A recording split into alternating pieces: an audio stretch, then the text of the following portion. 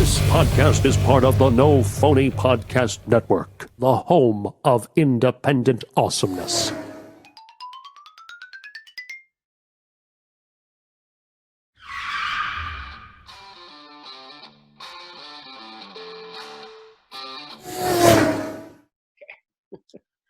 All right, so welcome back, everybody, to another edition of On the Road with Jim and Casey. With me, as always, James Morganti. That's right, boys. Joining us tonight is Justin Martell, author of Eternal Troubadour, The Improbable Life of Tiny Tim. How are you doing, man? Good. Thank you for having me on the show. You bet. So, Justin, you grew up in Connecticut? I did. Yeah, I grew up in Norwich, Connecticut. And I read also that you're a producer. I am indeed. So, how did you get started in all this? Where did you go to college, and tell us a little bit of your background. Sure. I was always interested in horror movies and spooky things from a young age. From the time I was about 3 years old, I knew I wanted to go into film. I wasn't sure exactly what aspect that would be. You know, it kind of changed from actor to writer to director. And then as the years went by, I started making my own horror movies in the backyard and around the house and around town with my friends. And sort of eventually fell into the role of producer. And I went to a small liberal arts college in New Hampshire called Franklin Pierce University. It's the type of school that you go to when you don't do well in high school, but you still want to go and get a 4-year education because you're willing to pay the admission, you're willing to pay the cost. And continued my studies there. And when I graduated, I moved to New York, and I was fortunate enough to live out my dream that I'd always wanted from the time I was 14 years old, and I was hired to work for Troma Entertainment, one of New York's longest-running independent film studios, and sort of cut my teeth doing, I think, 3 movies for them between the ages of 22 and 25, and here we are now. So you say it was your that's the abridged version. So you say it was your dream to work for Troma? Yeah. So I had around the time I was like 11 or 12, as I really started getting into horror movies. Again, I always loved Halloween, always loved spooky things, all that. But I started really getting into this when I was sort of becoming old enough to watch these things, and I got really into the films of George Romero. To this day remains my favorite director. And I remember around the age of 13 for my birthday, my dad got me a couple films on VHS. I think it was A Clockwork Orange, The Omen, and then The Toxic Avenger. And of course, I didn't like all of them, but the real gritty sort of dirty element of Troma and The Toxic Avenger, and the fact that it had that real DIY feel to it, that made me feel like I could do this in my backyard. I was like, oh, okay, well, if I look at this and I could kind of tell how these guys did it, and I could probably put a wig on a watermelon and make it look like we're squashing people's heads and whatever else.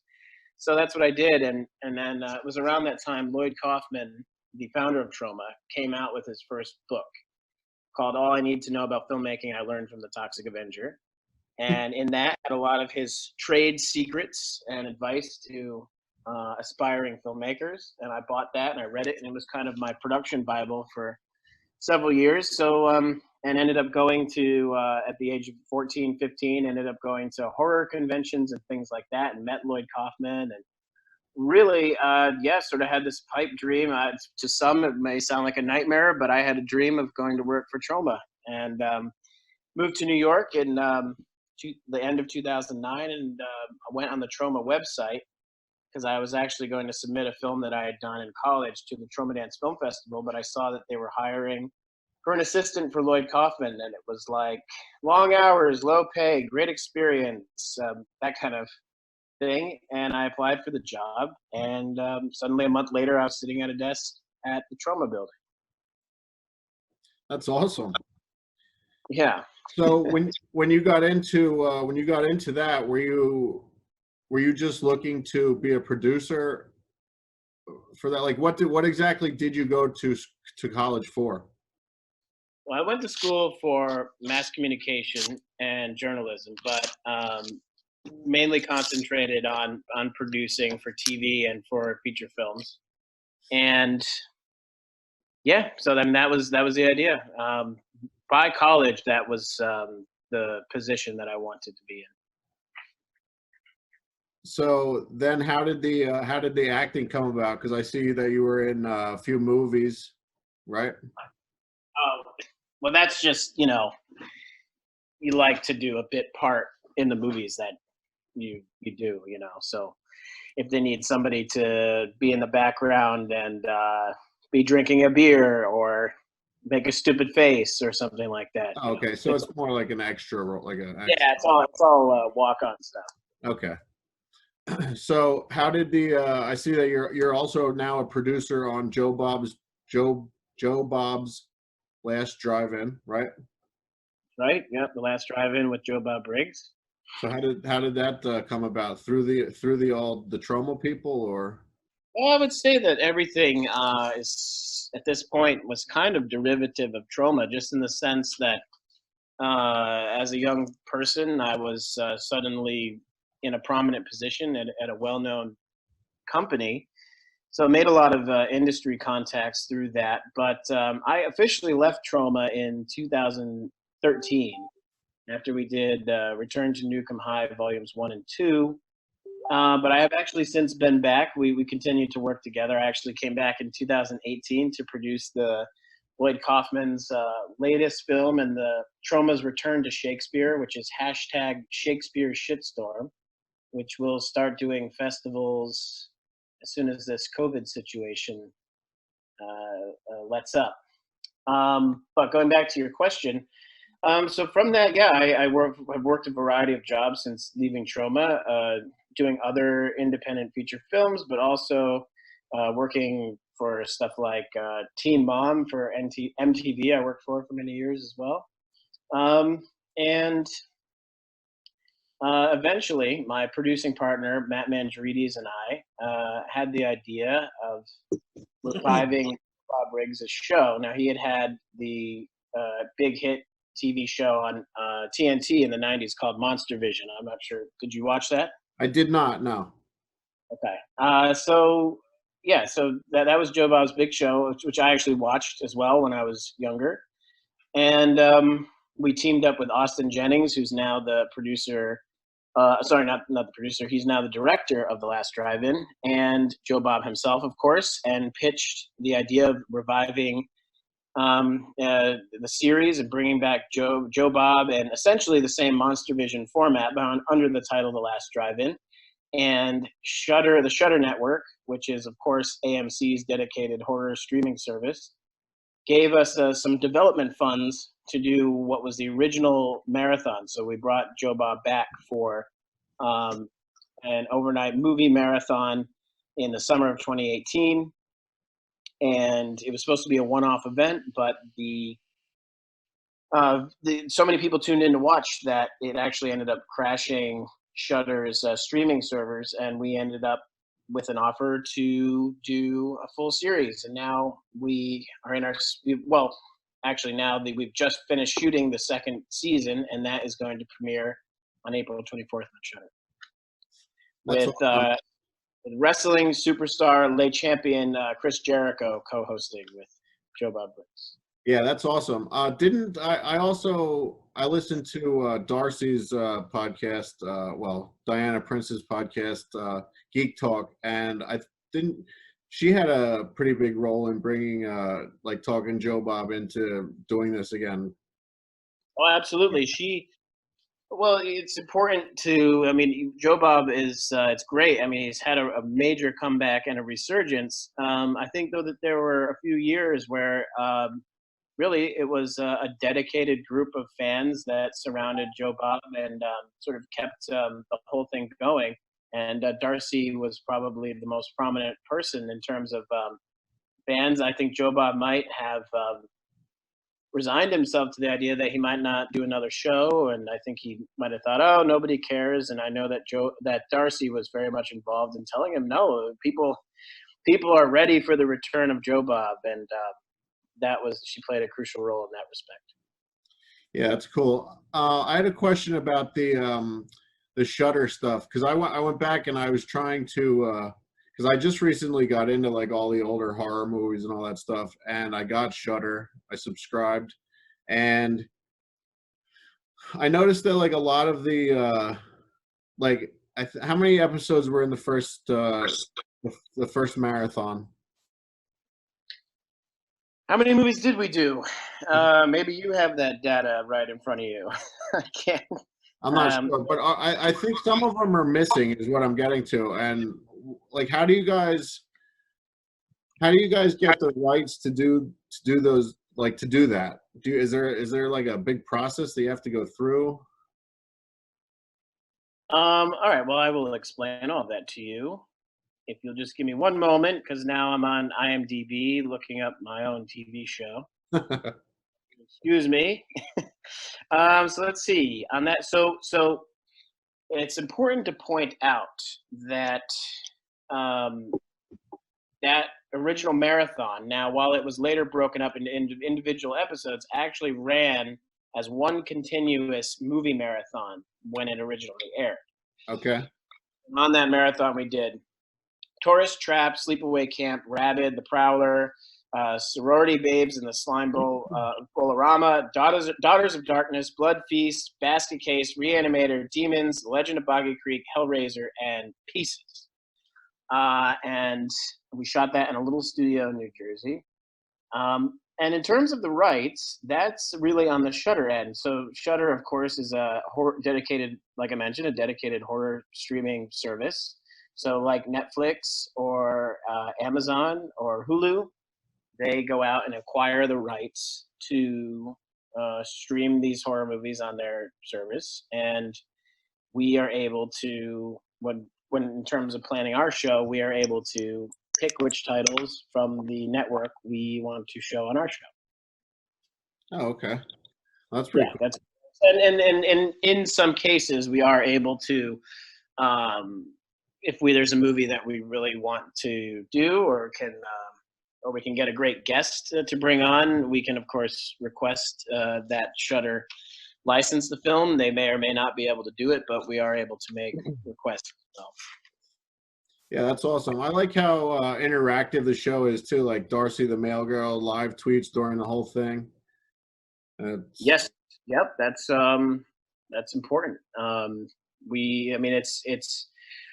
It's with a show like this Shudder is a pretty big streaming service, but it still appeals to a niche audience. So especially in today's market where we are completely oversaturated with content, there's no way you could ever possibly watch the amount of material that is dumped onto the various streaming services every year. So you have to. It's a marketing and great in terms of the longevity of the show.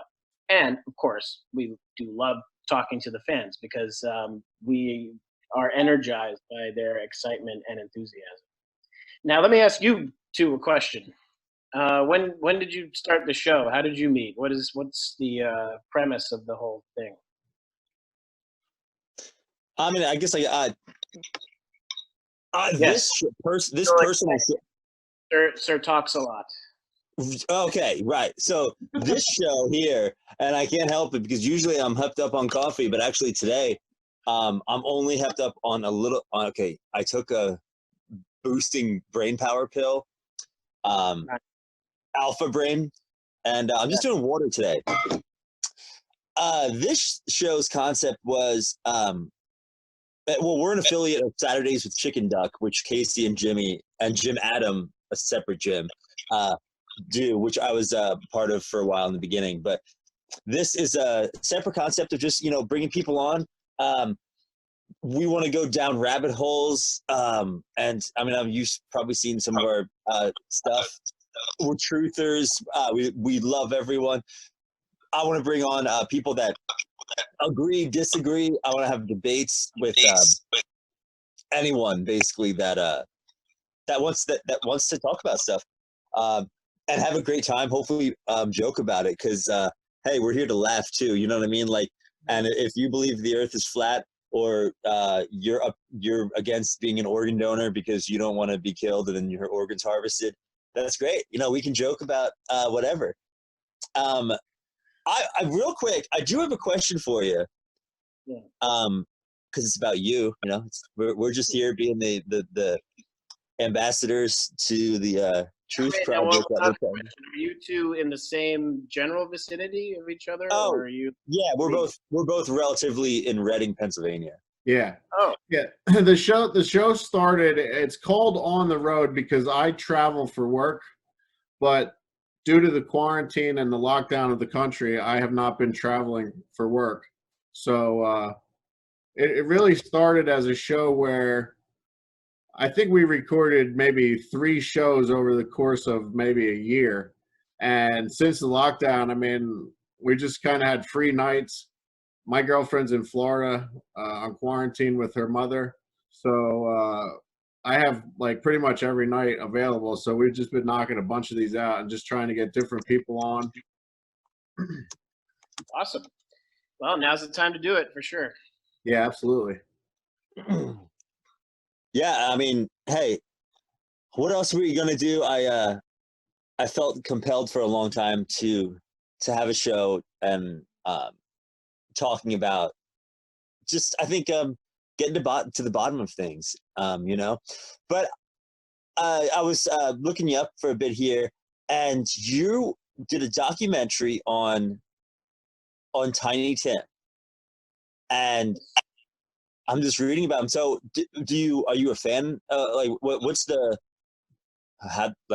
tell me stuff. Like, how did you like him? Were you a fan? Did you thought he was weird? Someone has to tell people about what he was like, and they would never get this because I've read a couple of things here on him that I mean I never knew. So Yes. So Tiny Tim is certainly I would go so far as to say one of my lifelong obsessions. And my first, I guess, encounter with Tiny Tim was when I was about 7 years old. I went to there was this awesome Halloween theme park in Massachusetts that was called Spooky World that was really popular in the 90s. Like if you were into Halloween and Halloween things, if your parents told you they were bringing you to Spooky World, like you were going to have, like, that was going to be like the best weekend of the year.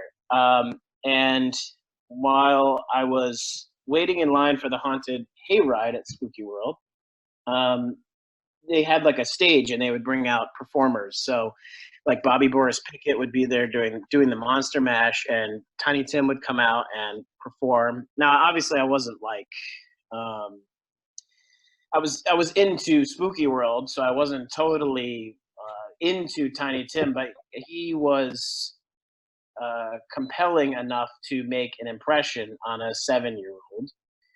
And then I forgot about it for many years. Tiny Tim died, and when I was in high school, I was reintroduced to his music. And at first, I must admit, it just appealed to the perverse side of me, the same side that enjoys trauma films and B-flick horror movies and weird things of that nature.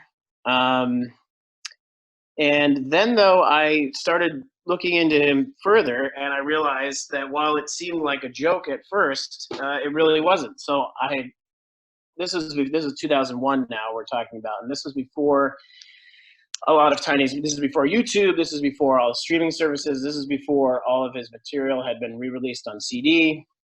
So I got a copy of his first album, God Bless Tiny Tim, and dug out my parents' record player and listened to that. And to me, he was an incredible, versatile performer.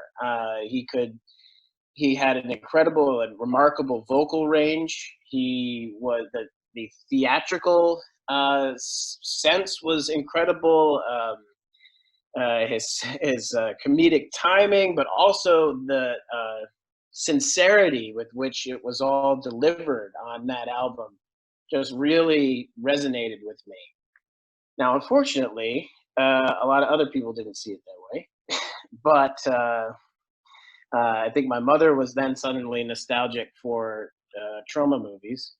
Um, but yeah, I then basically from there I just started collecting pretty much everything that I could, from all the recordings to memorabilia, and then it moved on to starting to uh, communicate with a small but dedicated group of Tiny Tim fans across the world.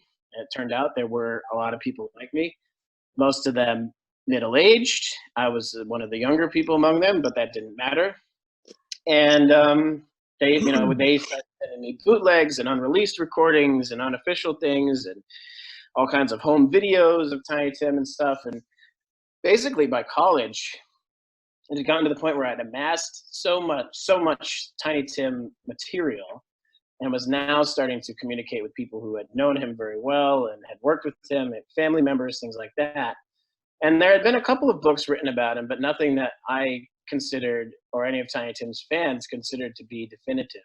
And I was so also, you know a lot about him, because I pulled some stuff up here that I never knew about him. I'm reading a lot of I mean, hey, we're in America, you can do whatever you want. He was a germ freak, right? He did not like public toilets, which we've already discussed this many times.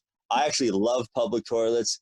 You have the lowest rate of clogging the toilet because their industrial toilets are so powerful. Like when you flush them, I mean, it's like impossible to clog. Not like this, when you get that fear in you when you had a lot and you are scared in someone's house. He didn't like plastic utensils, or he didn't like metal utensils. He had to bring plastic ones in restaurants. And this is so odd, I think.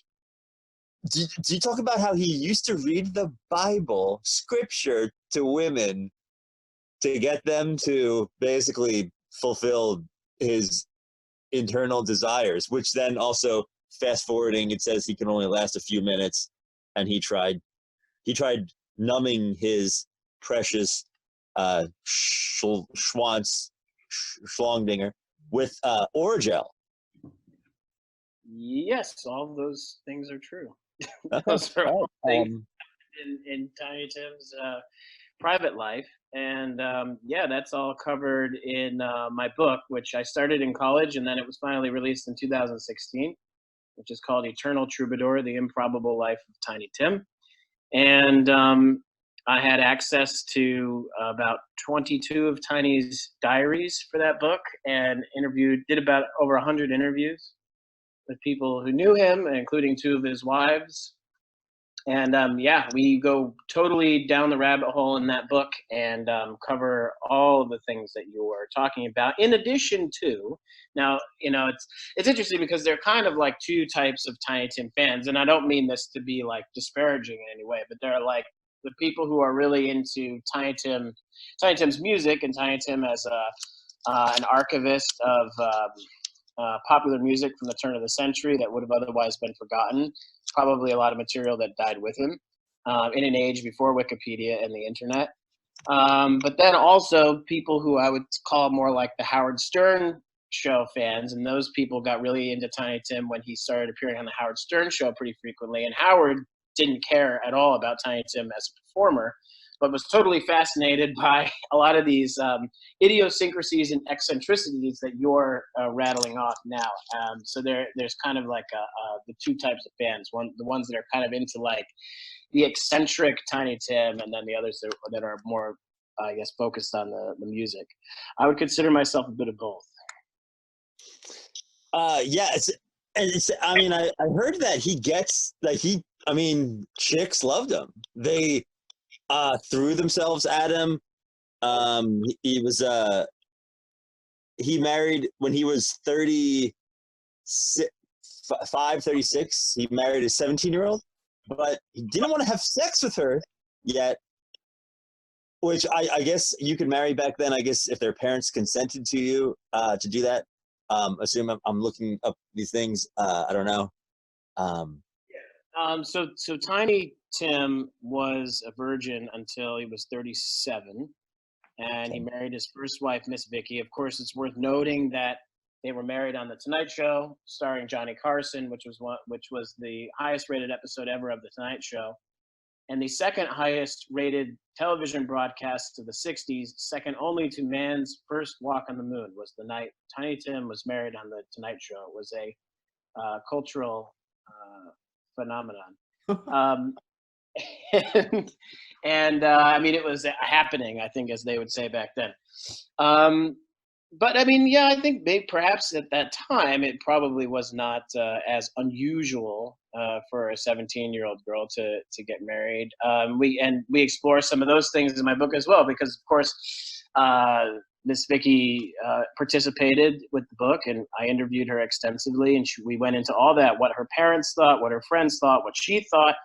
And then, of course, Tiny's personal thoughts were revealed in his diaries from that time, in which he was very candid. What was her thoughts like? Was she like, well, I decided to get married so young and not go to school, so that way when I have babies, my body would fit back to normal right away, instead of waiting till I'm 30 years old and I already have a career, then I have babies and they might be brain damaged and you got like cellulite everywhere and you can't really do anything anymore. Not that I'm saying it's better to get married young people or to go for younger. I'm not saying that. I like a real woman. But that back then it was normal for you to get married at like 18. Pop your kids out right away. I mean, you're just like, when you have kids younger, your body is just like, boom, what happened? I mean, it's like basically taking just a really big, I mean, I've never done it, but I would assume it'd be like how I adjust after having like a really big bowel movement. You're ridiculous. And like your butthole, when it's big and it like tightens up again, like it's same thing. And I see here. Is there a question in there, or you? No, that was me talking to myself and realizing how it all fits together. About women getting married. We covered that in the book. Of course, not in the graphic detail which you just described, but on a basic level, we do discuss that for sure. What was he gay or he had a gay experience as a kid?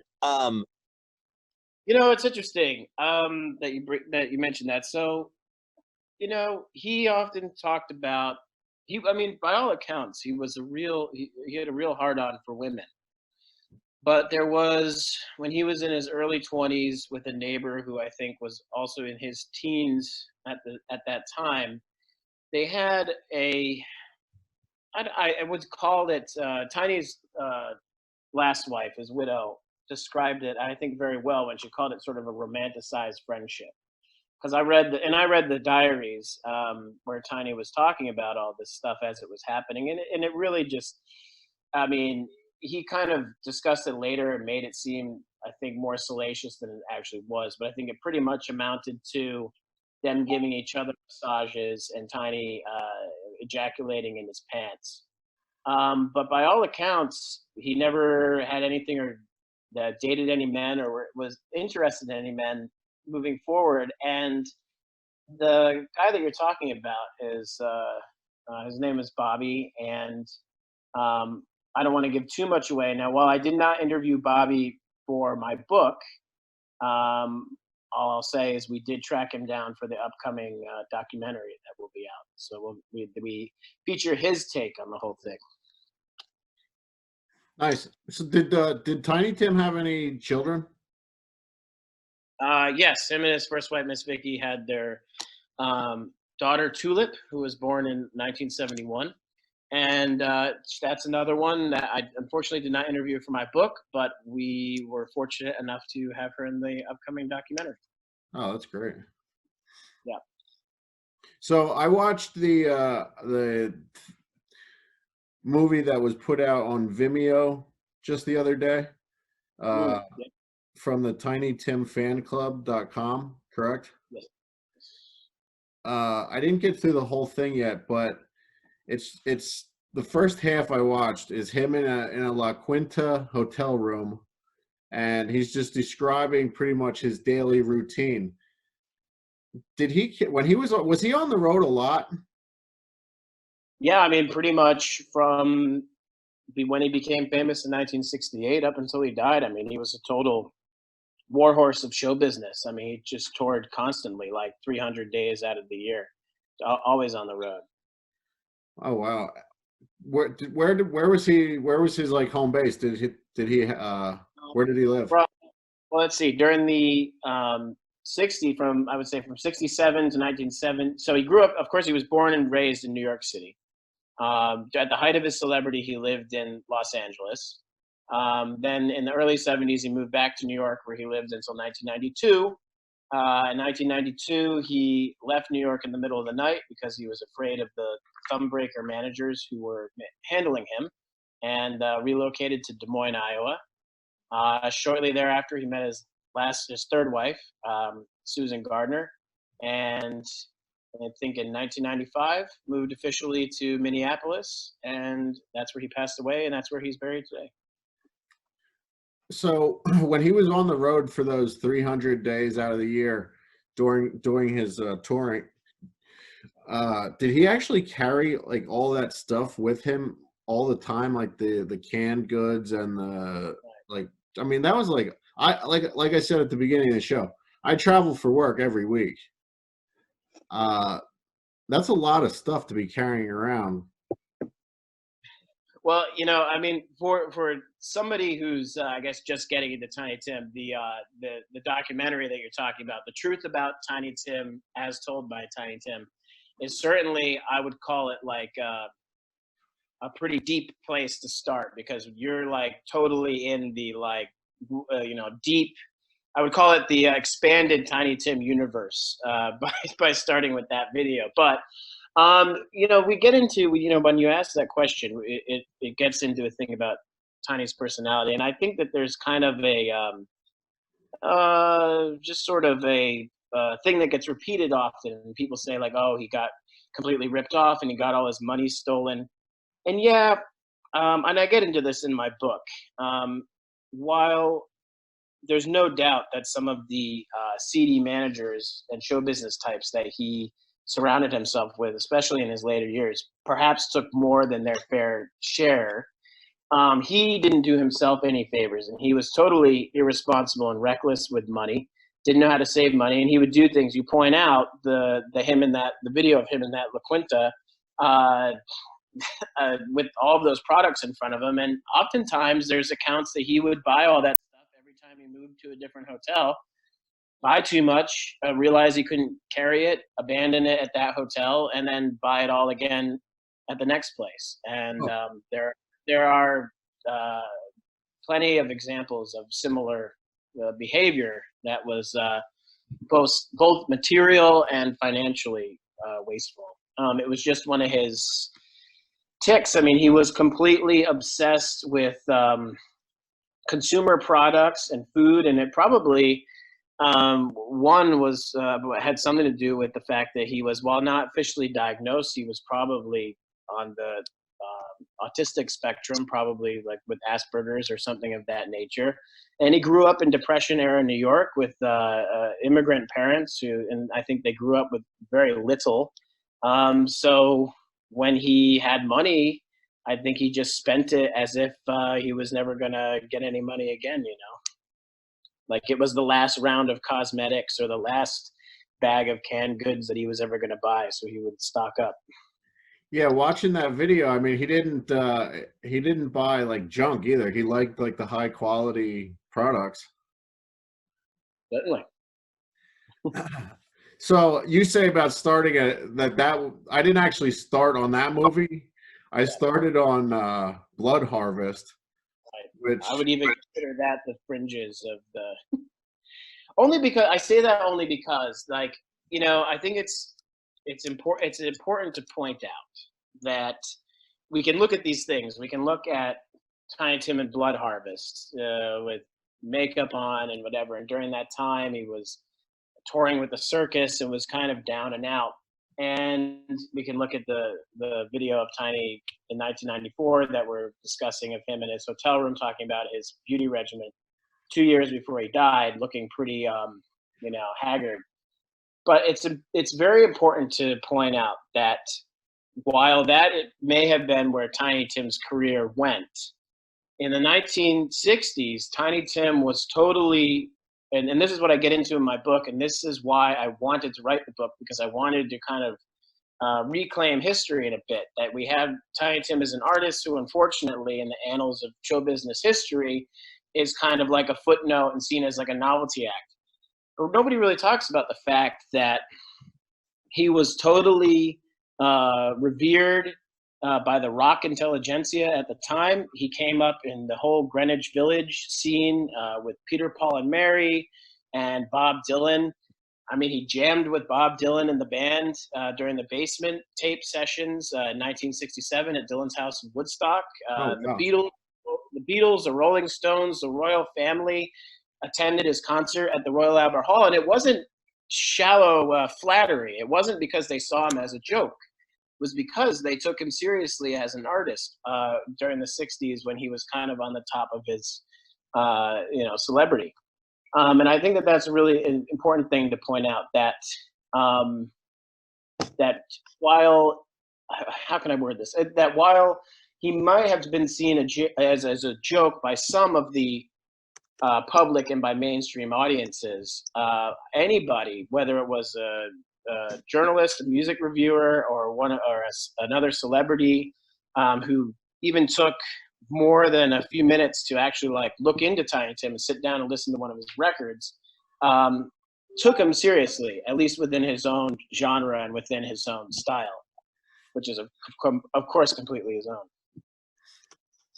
So other than that Blood Harvest movie, did he act in anything else?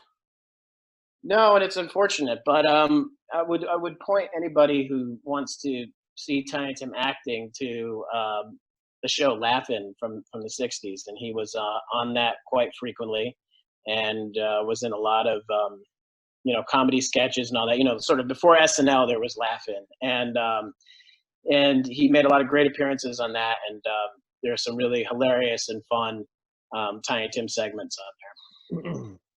Well, if you're into horror movies too, I really enjoyed that Blood Harvest. I mean, it's great. Yeah, don't get me wrong. Like I love it. I get a big kick out of it. But I think for some people it gives like the wrong impression that that Tiny Tim is a freak.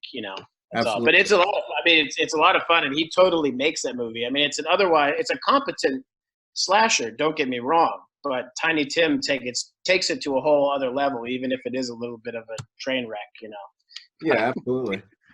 And I asked you the other day, that was on the Joe Bob's Last Drive-In, the first marathon, and you had said that he couldn't remember his lines, so a lot of that movie was all ad-libbed. Is that correct? Yeah, it was really strange because he. According to Bill Rebane, the director, he was a walking encyclopedia of songs, and he knew like thousands of songs from the turn of the century, and could rattle them off. It could tell you who wrote them, the year it was recorded, the matrix number of the original, 78 and all that stuff. But strangely, they were surprised that he had trouble remembering his lines. So I think they sort of gave him general direction. All right, now in this scene, this is what's supposed to be happening and this and that. But if you know Tiny Tim pretty well, some of the things he says and some of the songs that he sings were like songs that were of his repertoire and things like that. So he was definitely given some creative freedom while playing that role. Marvelous Mervo. Yeah.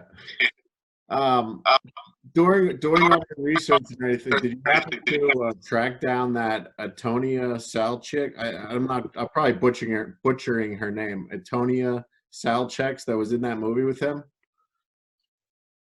No, but I have to admit I didn't try that hard. Okay, yeah, I looked. That was her only movie ever. Yeah, that I know. It's too bad because she was pretty good. Yeah, yeah, absolutely. She would have fit into the horror genre quite well. I mean, Blood Harvest is a fun movie. I mean, and especially compared to the rest of the director Bill Rebane's catalog, it's definitely his. I think probably his best film. Yeah, so one more question about Joe Bob. How does the is there like Joe, for anyone that's not familiar with Joe Bob's show, he does like a kind of a history on the movie before the movie starts. Does he know a lot of that stuff, or like how much work goes into writing all that, or is that just Joe Bob? That's just Joe Bob. He, like Tiny Tim, is a walking encyclopedia of drive-in movie trivia. That's why he's known as the as America's foremost drive-in movie critic. That's awesome. Now, don't get me wrong. Of course, there are some things we need to fact check and verify, but I would say a very high percentage of it lives in his head. That's awesome. Justin, real quick before we wrap things up here, I'd like to leave people with like a last, statement or something. What's your message to humanity about what you've come to realize? I mean, to me, it's like, you just said all these wild and actually, very interesting things about a person that most of us would think is weird or that's off his rocker. That's not societal norm or whatever. Sometimes it's the things that we find that are the most like weird are actually, no, that was like the truth, the way to go. Not that I'm saying that's this, that, and the other, but what's your message to everyone during the end times of coronavirus and people needing to hear messages? I would say don't be afraid to indulge your interests and obsessions, and no matter how weird or bizarre or obscure they may seem. I hope that through these things, from Tiny Tim to Troma to The Last Drive-In, it shows that no matter how niche or seemingly unmainstream your interest might be, there's probably an audience for them. So, just go with it. Bring on the weird. I mean, as long as it's legally and lawfully, people. Okay, here we like to, obey the.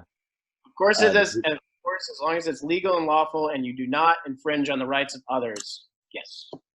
All right. I get the sense you have some libertarian leanings, so I'll say it like that. So, Justin, tell everyone where they can find your book, where they can find you, all the details, movies, when Joe Bob, how people can subscribe, and all that stuff. Sure. So The Last Drive-In with Joe Bob Briggs, season 2 is going to premiere on Shudder on April 24th. Go to Shudder.com. In fact, I think they're doing a promo right now for their Shut In, where you can get a 30-day free trial of Shudder. In addition to that, we have a new promo that we've just launched with the code Jericho, referencing Chris Jericho, who's going to co-host the show on the premiere on the 24th. And through that, you can get a 30-day trial of Shudder. So get that free trial for 30 days, sign up, come and tune in to The Last Drive-In, and also check out the rest of the amazing films in Shudder's library of horror classics and gems. And then, in terms of Tiny Tim, just Google Eternal Troubadour, The Improbable Life of Tiny Tim. And then you mentioned the documentary, which will be out later this year. It's called Tiny Tim King for a Day, which is, I would say, loosely based on the book. That's all. It's all available via the World Wide Web. Awesome, man. Yeah, I'm looking forward to diving a little deeper into Tiny Tim. I did order your book, and I did, like I said, I got through half of the movie of him explaining his daily routine. So thank you again for doing this, man. I appreciate your interest. And in terms of Tiny Tim, just go and check out that first album, God Bless Tiny Tim. I mean, if you read the reviews from the time, the New York Times compared it to Sgt. Pepper's. I mean, it was complete. It was made it to number 7 on the U.S. Billboard charts. It was a huge hit. So that's a great place to start. Awesome. And yeah, thanks for reaching out. I really appreciate it, and happy to come back and talk about whatever you want anytime. Awesome, man. Sounds good. Thank you. Thank you Thanks again. a lot.